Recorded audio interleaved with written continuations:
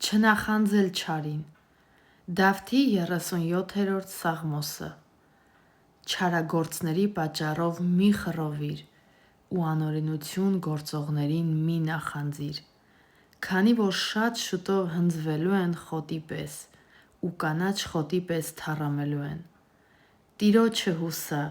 և բարություն արա, որպեսզի երկրի վրա բնակվես ու իսկապես լիանաս։ Նաև Տիրոջով հրճվիր, և նա քեզ կտա սրտիդ փափագները։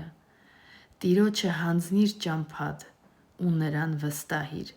և նա կիրագործի այն։ Եվ քո արդարությունը դուրս կբերի լույսի պես, ու քո իրավունքը կեսօրվա պես։ Հանգստացիր Տիրոջ մեջ ու համբերությամբ նրան սպասիր։ Մի խռովիր իր ճանապարհով հաջողություն գտնողի պատճառով, խաբեությամբ գործ անող մարդու պատճառով։ Դադարիր բարկանալուց, վերջ տուր զայրանալուն, մի խռովիր, որպեսզի չարիք չգործես, քանի որ չարագործները կորչելու են,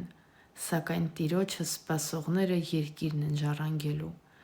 Քանի որ կարճ ժամանակ ևս և ամբարիշտը կչքանա, կփնտրես նրա տեղն ու չես գտնի, սակայն հեզերը կժառանգեն երկիրը ու խաղաղության առատությամբ կուրախանան։ Ամբարիշտն արդարի դեմ դավ է լարում